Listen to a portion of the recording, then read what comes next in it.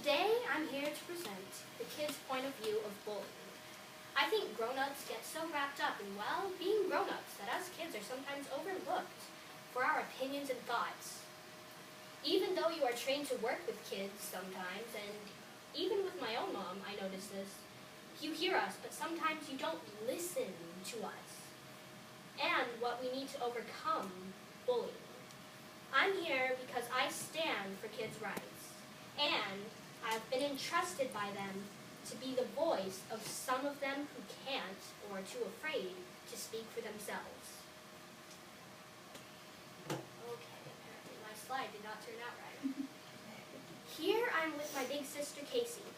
She and I used to cheer all the time together, but we no longer do that. You see, Casey has Asperger's syndrome, and being in loud places or around too many people makes her uncomfortable. She is noise sensitive and touch sensitive. As she got older, these triggers became noticeable by other kids, and she became a target at school. The main people that would bully her were school cheerleaders. Kids would tease her, exclude her, and physically hurt her because they didn't understand her. To other kids who don't understand her, she's that weird kid that nobody likes. An easy target. But to me, she's a symbol of strength and achievement because she doesn't let anyone tell her what she can't be in life. She is following her own path. She is so smart too. She is passionate about her music, her friends, and who she is.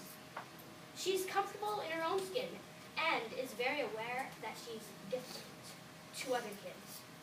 During the time that she was getting bullied badly, I would hear her cry at night in her room.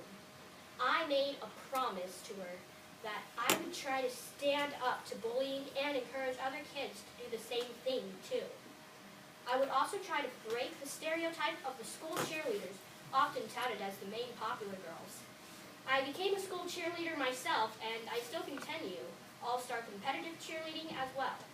This is my pledge to her. This is the pledge. You heard me recite it during my introduction, and I hope after this presentation, you will all take it with me. When I first started the pledge, I sent out cards and no bully keychains to each person who took my pledge. I mowed lawns and pulled weeds and did chores for the neighbors, and that's how I earned enough money to make the bows. That got to be costly, so now I give away the bully-free bands that kids and adults can wear, which reminds them of the pledge against bullying that they took. Sorry, I kind of forgot to bring one.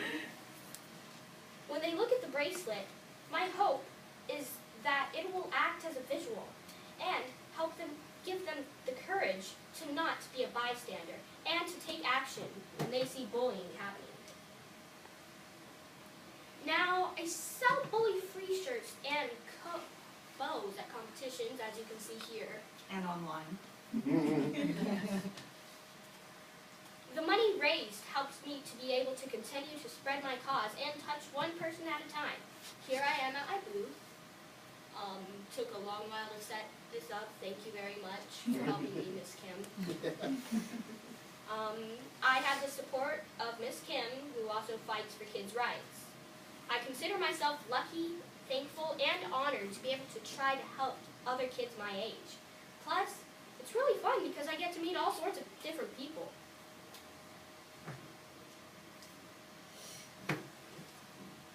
Kids and adults take my pledge, and I even have senators who want to make a difference in Congress who have taken my pledge. Here are some cheerleaders at the booth. It's a different booth. It's a recent one that I did. And they took my pledge. When they take the pledge, they are promising to be good examples of cheerleaders and help stop bullying by not participating in it, by reporting it, and by encouraging other kids not to bully. They are putting the leader back in the word cheerleader. The other side shows Congressman Davis and Congressman McGovern, who has kids my age that I got the pleasure of speaking with to address the real issue of bullying in schools. I'm currently working on a draft to take to them for a vote for the next session, which will put more of financial financial impact into districts who fail to adhere to their own anti-bully or harassment programs currently in place. I hope to continue to work with them about things that might work. Kids, and especially girls, oh wait, that's the wrong slide. Hold on. Yep, that is the wrong slide. Let's go back. No, that's the right slide. This is a group of inner city kids who belong to an after-school program. Part of their program focused on bullying. I really enjoy this group a lot because, as you already know, inner city kids who don't have the support of both their parents or who are economically at a disadvantage have a higher incidence of bullying or become bullies. I try to be a role model to the kids and show them that they can have the support of other kids and that they have the same rights to a peaceful and safe environment too. I talk to them about bullying and abuse and just try to encourage them to talk to an adult so that they know they are not alone.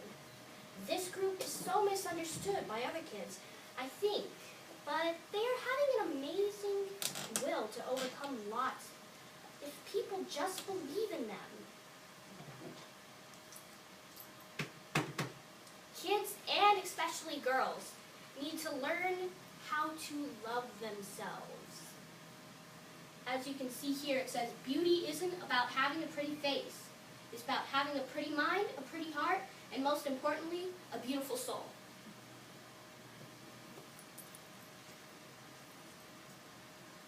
I think that if we teach girls to have confidence, it would really make a difference. This really should start in grade school, because I think if you can accept yourself, you can accept others. I need to change the slide. If kids learn to love themselves, maybe they won't feel so compelled to make fun of other people just to make themselves feel better. See, us kids, and especially kids my age, we're like this big ball of pimply-filled emotions. We laugh, we cry, we get angry, and we hurt. All at the same time. It's really weird. And many times, it's not other people we hate. It's ourselves that we hate. And those emotions come out to other people in unhealthy ways, like bullying. How do we harness those emotions? I wish there was a Zit cream for that, but we're all professionals. We need you to help us to harness those and to work through those things and to encourage us to love ourselves. What do we need from grown-ups? We need grown-ups to do the easiest thing possible. Get involved. And by that, I mean listen to us kids. And don't just stand by thinking we are okay. Because the truth of the matter is, we really aren't. We know you aren't mind readers, but we need you to listen to our needs and not to blow us off when we say we need help. Sometimes we don't know how to say it. But if you pay attention close enough, we just know that you can help us. We also need, is there another slide? No, there's not another slide. I thought there was. I must have taken it out. We also need grown-ups to take responsibility for their own actions and act like grown-ups. Do you think we aren't going to notice when you all argue with each other at sporting events? Oh, we do notice, and we try to copy you because that's how we learn best. We imitate everything that you do. So give us something great to imitate. Lead by example, and don't allow others around you to behave like bullies. Ladies and gentlemen, if you want to make a difference in the lives of kids, you really have to listen, and I mean truly listen to kids. You can teach us a lot about how to grow into strong, productive adults, but we can teach you how to put back on your listening ears. Now, I would really like it if you took my pledge. All you have to do is stand up and raise your right hand and repeat after me. I pledge to speak up when I see bullying and harassment. I will notice and take action. I can make a difference. You may sit down. Thank you very much for your time.